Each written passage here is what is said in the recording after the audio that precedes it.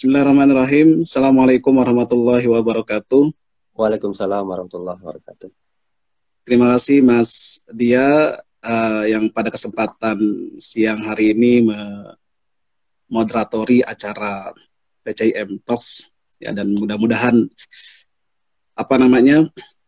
kita bisa mendapatkan ilmu yang bermanfaat ya, bukan hanya untuk diri kita sebagai seorang pribadi, tapi juga bermanfaat untuk lingkungan sosial kita. Dan yang paling khusus tentu saya sampaikan terima kasih kepada PCIM Turki yang telah memberikan kesempatan untuk berbagi mungkin ya kira-kira 30 menit sampai 1 jam, karena temanya ini adalah based on-nya adalah social science ya, tentu akan jauh lebih menarik kalau kemudian kita lebih banyak untuk berdiskusi agar banyak perspektif yang kemudian muncul di forum pada kesempatan siang hari ini. Karena kebetulan kalau di Turki ini kan jam 2 siang begitu, dan ini adalah waktu-waktu yang tepat untuk bertafakur begitu ya Mas Dia ya. Benar. Maksudnya bertafakur itu bertafakur di atas kasur gitu maksudnya ya. Lalu kemudian kalau di Indonesia ini kan bertepatan sekitar jam 7 begitu ya, mudah-mudahan tidak mengurangi semangat kita, terutama saya secara pribadi begitu, untuk berbagi. Dan saya pun secara pribadi ini adalah cara saya untuk menambah pengetahuan begitu ya. Iya. Dengan berdiskusi gitu Pak. Ya, oke, siap ya. Ini nanti saya sampaikan stimulus aja dulu begitu ya. Pertama, siap.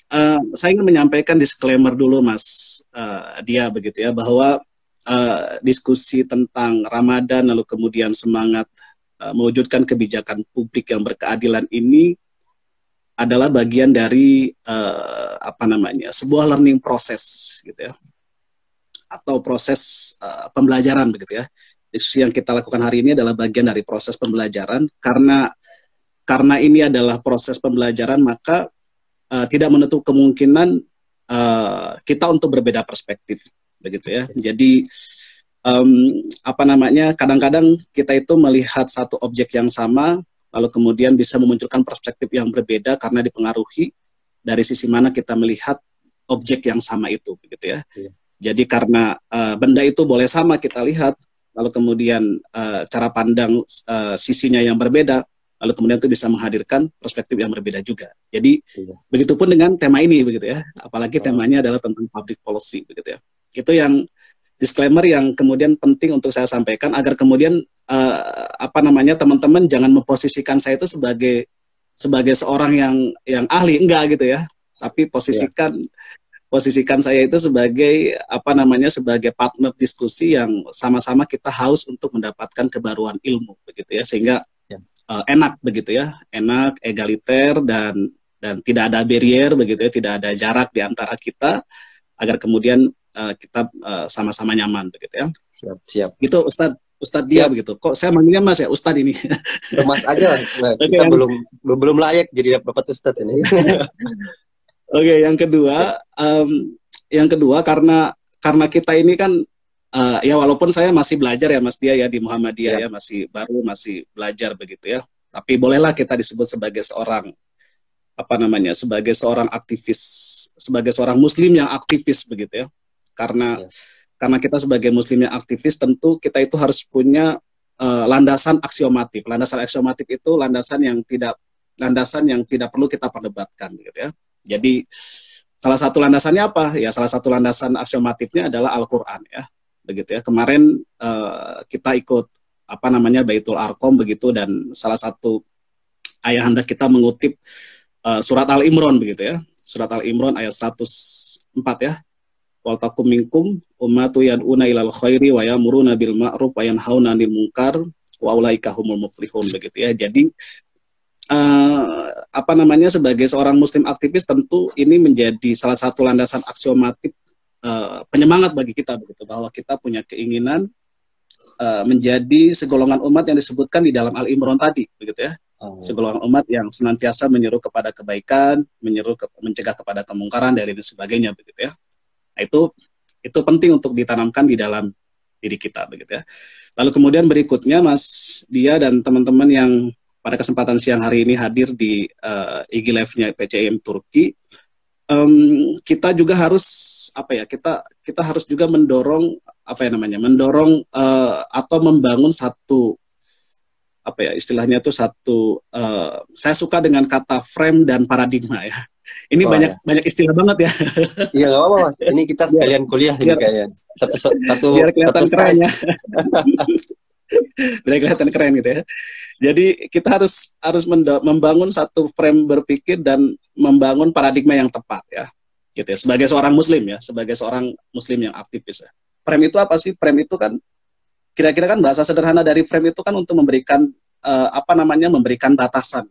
Gitu ya. Kalau kita ada foto dikasih frame itu kan fungsinya untuk memberikan batasan agar foto itu lebih indah untuk dipandang, kira-kira begitu ya.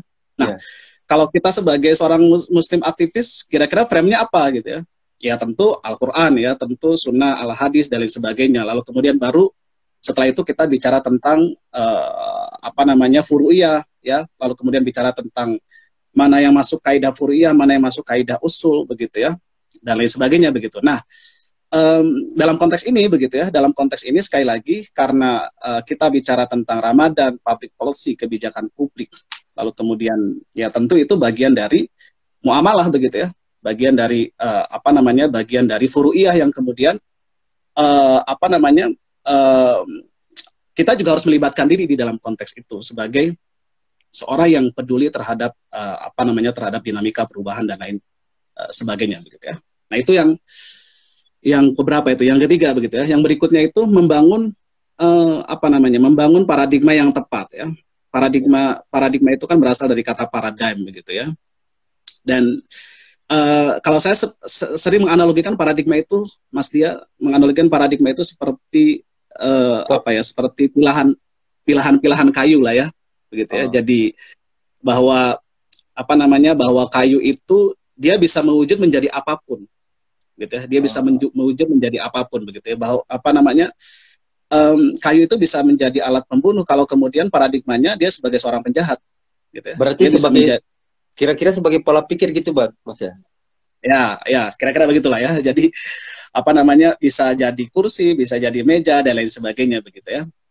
Nah, kita begitu ya sebagai apa namanya, sebagai seorang muslim aktivis lalu kemudian memandang negara ya, memandang dinamika negara, memandang kebijakan publik dan lain sebagainya itu ya tentu paradigma yang kita bangun itu adalah sebagai seorang muslim begitu ya. Dan saya teringat dengan salah satu apa namanya, dengan salah satu prinsip yang kemudian harus kita pegang itu kan ada yang disebut dengan qiyadatul ummah wa khodimatul ummah begitu ya, bahwa pemimpin umat itu adalah dia pelayan bagi umat begitu ya. Kalau dalam bahasa administrasi publik itu yang disebut dengan political will gitu ya. Jadi apa, dia sebagai pemimpin umat, dia sebagai pelayan umat, dia punya itikat yang baik dalam rangka apa? Ya tentu dalam rangka memberikan pelayanan yang baik bagi masyarakat dan sebagainya gitu ya. Oke, ini sebagai pengantar awal begitu ya. Nah, lalu kemudian kita kembali kepada tema kita begitu ya. Tema kita ini kan apa namanya, karena Ramadan, lalu kemudian kita berusaha untuk dikaitkan dengan bulan Ramadan begitu, karena konon di bulan Ramadan ini apa ya, lingkungannya cukup mendukung bagi kita ya, atau bagi seseorang berada pada puncak atau pada tingkat keimanan yang luar biasa begitu ya. Jadi di mana kemudian ini menjadi momentum bagi kita untuk merenung ya, mengakui segala kesalahan begitu ya. Kira-kira kita apa namanya, digambarkan pada posisi tingkat keimanan yang bagus kira-kira begitu ya. Lalu kemudian kaitannya dengan kebijakan publik yang berkeadilan begitu ya. Nah, sebelum kita lebih jauh Mas Dia berbicara dalam konteks itu, saya ingin memulai dari apa ya, apa namanya, tujuan bernegara begitu ya. Sebelum lebih jauh bicara tentang apa namanya, bagaimana membangun kebijakan publik yang berkeadilan begitu ya. Ya. Nah, kalau kita bicara tentang tujuan negara itu kan paling tidak negara itu kan memiliki dua tujuan.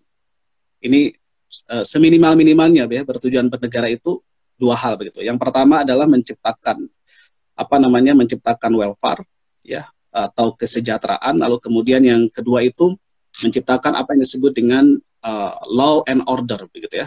Jadi ketentraman, lalu kemudian